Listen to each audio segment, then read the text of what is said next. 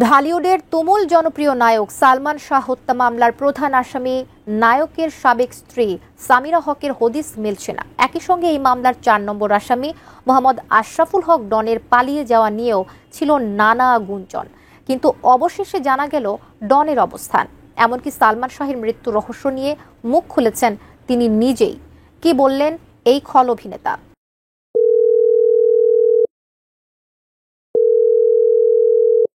ডন ভাই, হ্যাঁ ভালো আছেন তো? ইনশাল্লাহ। সবাই বলে সালমান শাহ, আমাদের মহানায়ক সালমান শাহ আপনার খুব প্রিয় বন্ধু, তো আমিও জানতাম, সবাই জানে এবং সবাই বলে সালমান শাহ আসলে আত্মহত্যা করেনি, সালমান শাহকে খুন করা হয়েছে এবং সেই খুনের সাথে আপনি জড়িত।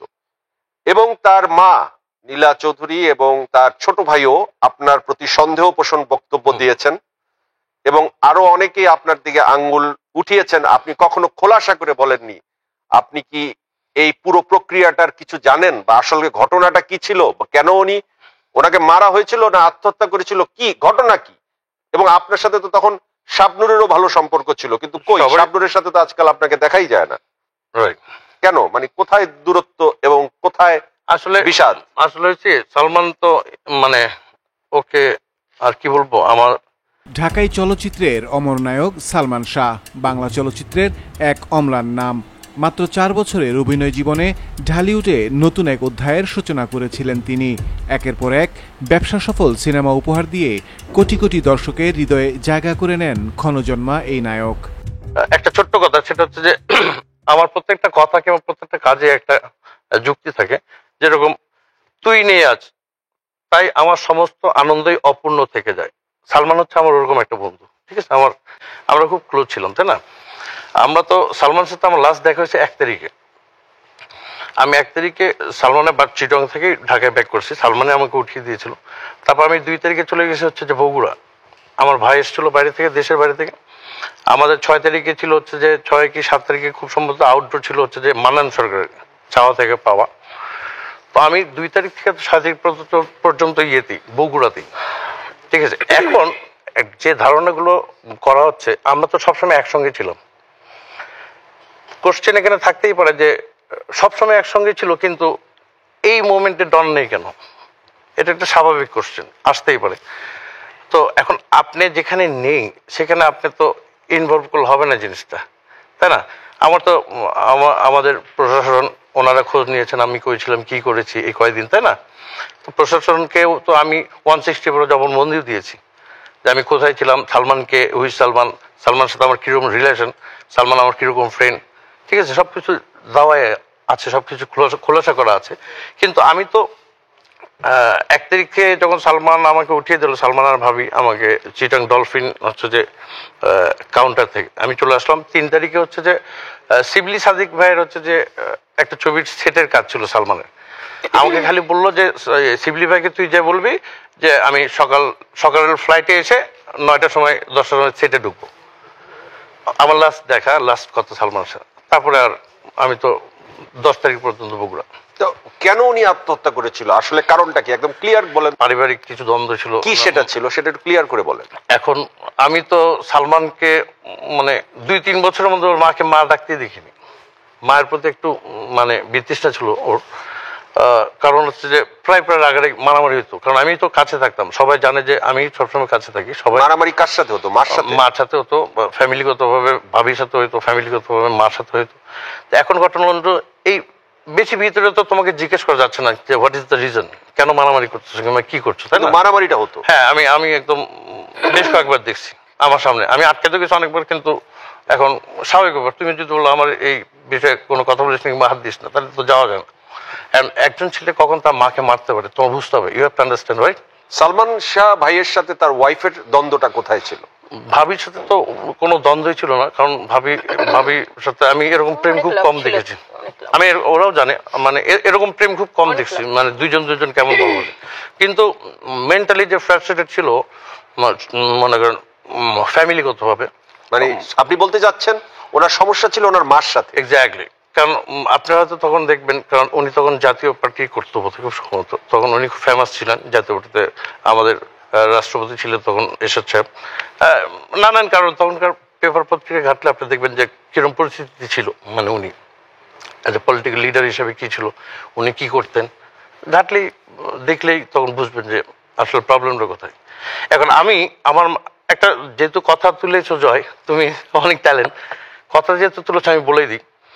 কারণ কি, আমি সারাদিন শুটিং করলাম, তখন ইট ওয়াজ মেবি 20 বছর আগে, তাই না?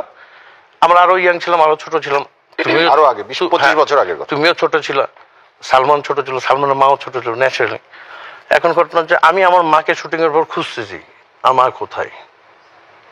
তারপর খুঁজতে খুঁজতে হয়তো রাত 2-3টার দিকে যে কোথাও এক জায়গায় পেলাম কোনো অফিসে, মনে করি বিহাল অবস্থা। তখন তো আমার আরো আগে, অনেক আগে মরে যাওয়া উচিত, আমি হলে তো আরো আগে মারা যেত। কিন্তু এটা দিস ইজ নট ফেয়ার। আমি আমার যতটুকু, আমি তোর সাথে সবসময় থাকতাম, ম্যাক্সিমাম টাইম থাকতাম। তা আমার কথা হচ্ছে যে আমি কাজ টাজ করে শুটিং টুটিং করে রাত্রেবেলা যেহেতু আমার মাকে খুঁজছি, মা করি, মাঝে মিটিং নিয়ে ব্যস্ত আছে কিংবা গসিপ আড্ডা মারতে হতো।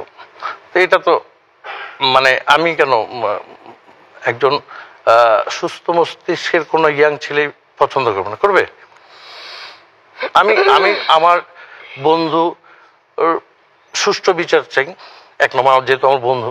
আর আমি যেহেতু সুষ্ঠু বিচার কেন চাচ্ছেন? যদি উনি আত্মহত্যা করে থাকেন তাহলেও মনে করেন, যদি সুইসাইড করতে থাকে, করেও থাকে, তাহলে হচ্ছে যে সুষ্ঠু তদন্ত চাই আমরা। কেন, হোয়াট ইজ দ্য রিজন, তাই না? আরেকটা কথা হচ্ছে, যদি অন্য কোনো ক্রাইম হয়ে থাকে, এটারও আমরা সুষ্ঠু বিচার চাই। আসুক, ইনভেস্টিগেশন আসুক, সবাই ইনভেস্টিগেট করুক, দেখুক তখন কি প্রবলেম। কারণ আমি তো তখন ছিলাম না, তখন তো আমি বগুড়াতে, তাই না? তারপরে এত বছর তো ছিলাম একসাথে, আমি তো দেখেছি সালমানকে ফ্রম বিগিনিং, ইমন থেকে সালমানের সাথে, তাই না? আমারও ফার্স্ট মুভি সালমানের সাথে। তো আমরা তখন থেকে একসাথে ছিলাম, একসঙ্গেই থাকতাম। আমি ম্যাক্সিমাম টাইম ওর বাসাতে থাকতাম। কিন্তু ঘটনা হচ্ছে যে ওর ফ্যাসিলিটিটাও তো কিছু কিছু ব্যাপার আছে যা কেউ কাউকে বলতে পারে না, কিছু কিছু ভিতরে ব্যাপার থাকে না, হয়তো বলতে চাচ্ছে না, আমি কেন জিজ্ঞেস করবো, তাই না? শাবনূরের সাথে কোনো সম্পর্ক তার ছিল? Salman as a hero, top most famous hero, ওর সাথে সব হিরোইনরা কাজ করার জন্য তো উদ্গ্রীব থাকবেই, তাই না? এখন আর শাবনূরের সাথে যে সম্পর্কের কথা বলছো, এটা তো ফিল্ম রিলেটেড, সবার সাথে, সব হিরোর সাথে সব হিরোইনের একটা রিলেশন থাকে। তা নিয়ে কি তার ওয়াইফের কোনো ইনকোয়ারি বা প্রবলেম ছিল বা কোনো সন্দেহ ছিল?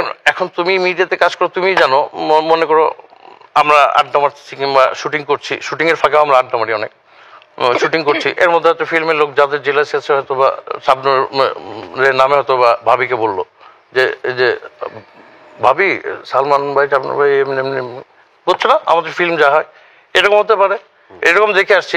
এগুলো স্ক্যান্ডাল তো থাকবেই একজন সেলিব্রিটি। তো শাবনূরের সাথে তো তুমি প্রোগ্রাম করেছো, শাবনূর তো বলছি, তাই না?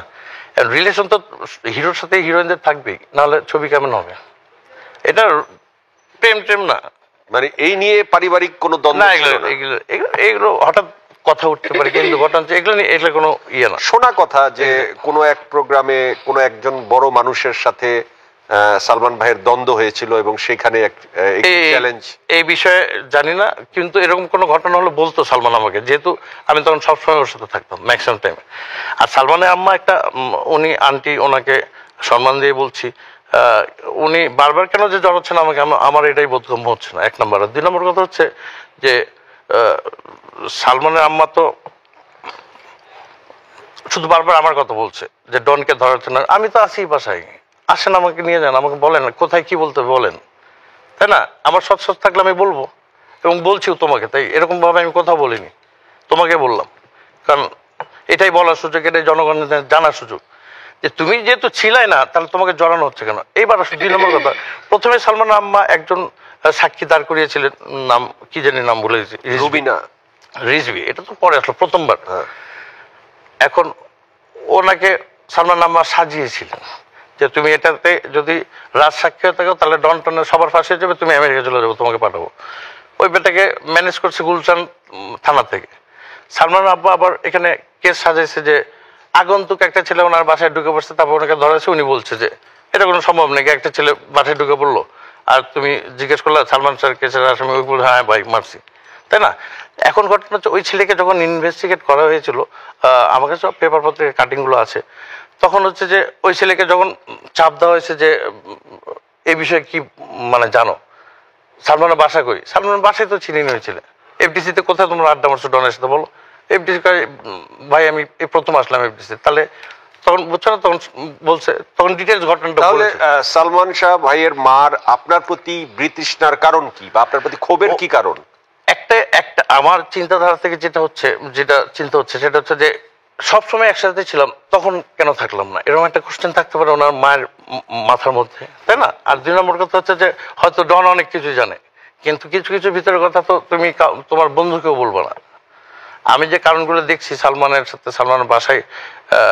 বাসাতে থাকতেই মন চায় না। সালমান একটু পরে শুটিং না থাকলে দোস্ত একটু গাড়ি নিয়ে বেরোবো, আবার গেল হয়তো লং ড্রাইভে। কিন্তু ঘটনা হচ্ছে যে একটা ছেলে এত টপমোস্ট সুপারস্টার থাকা অবস্থায় এই প্রবলেমগুলো কেন ফেস করবে, এত পেইন মাথার মধ্যে নিয়ে?